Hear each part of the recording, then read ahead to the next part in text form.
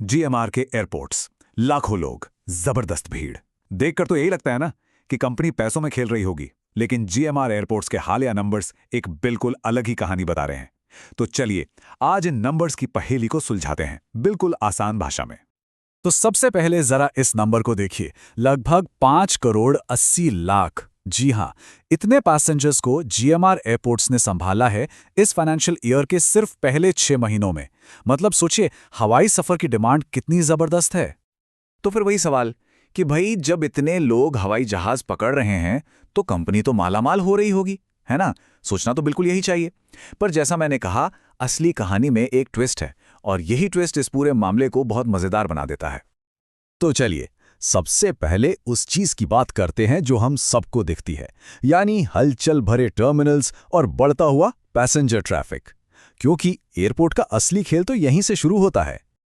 अब जरा इन आंकड़ों को देखिए, यहां तस्वीर काफी इंटरेस्टिंग है।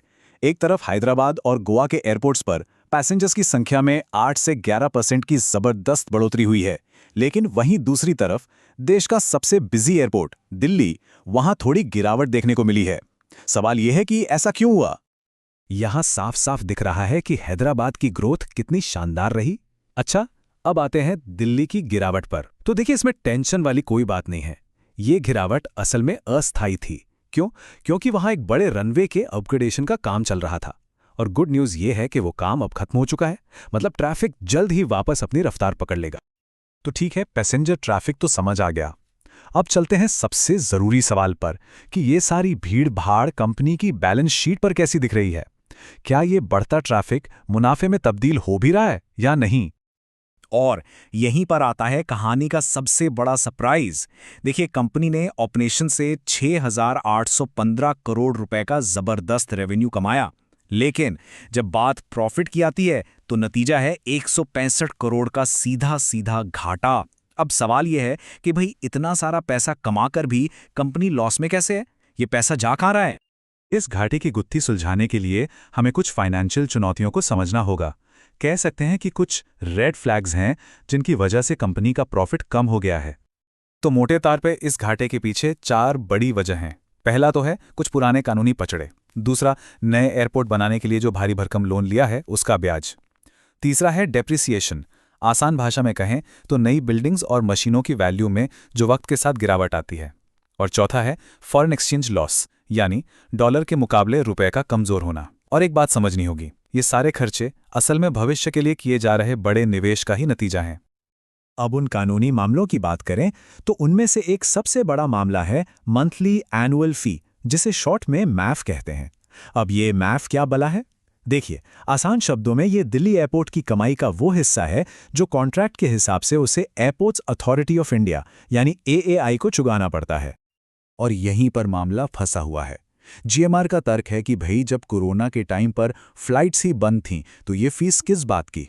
कोर्ट ने भी जीएमआर की बात मानी और फैसला उनके हक में दिया, लेकिन एएआई ने इस फैसले को ऊपरी अदालत में चुनौती दे दी है। तो मामला अभी भी लटका हुआ है और ये इतनी बड़ी अनिश्चितता है कि कंपनी के ऑडिटर्स ने भी इस पर अपनी चिंता जताई है। तो ये तो हो गई चुनौतियां और रेड फ्लैग्स, लेकिन कहानी यहीं खत्म नहीं होती। अब जरा नजर डालते हैं कि कंपनी का फ्यूचर प्लान क्या है, यानी भविष्य के लिए क्या ग्रीन फ्लैग्स या पॉजिटिव संकेत दिखाई दे रहे हैं। और सबसे बड़े ग्रीन फ्लैग्स में से एक ये है, जीएमआर ने अब अपने एयरपोर्ट्स पर ड्यूटी फ्री स्टोर्स का ऑपरेशन सीधे अपने कंट्रोल में ले लिया है। और ये कोई छोटी मोटी बात नहीं है, ये एक बहुत ही मुनाफे वाला बिजनेस है जिससे कंपनी की कमाई सीधी सीधी बढ़ेगी। और ये बदलाव कोई पुरानी बात नहीं है, ये अभी अभी हुआ है। दिल्ली एयरपोर्ट पर जुलाई से और हैदराबाद एयरपोर्ट पर सितंबर से कंपनी ने ये काम अपने हाथ में ले लिया है। मतलब कमाई का एक बड़ा और नया दरवाजा जीएमआर के लिए खुल चुका है। देखिए, फ्यूचर की ग्रोथ सिर्फ मौजूदा एयरपोर्ट्स को बेहतर बनाने से नहीं आएगी, बल्कि कुछ नया बनाने से भी आएगी। और इसी कड़ी में कंपनी विशाखापत्तनम के पास भोगापुरम में एक बिल्कुल नया ग्रीनफील्ड एयरपोर्ट बना रही है। ये एक बहुत बड़ा लॉन्ग टर्म दाव है। और हाँ, ये सिर्फ कागजों पर बना कोई प्लान नहीं है।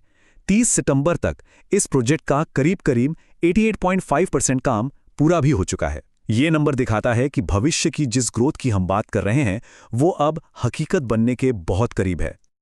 तो इन सब बातों का मतलब क्या निकलता है? ये पूरी कहानी हमें कहाँ ले जाती है? साफ है, ये कहानी है आज के निवेश की, ताकि कल का भविष्य मजबूत हो सके।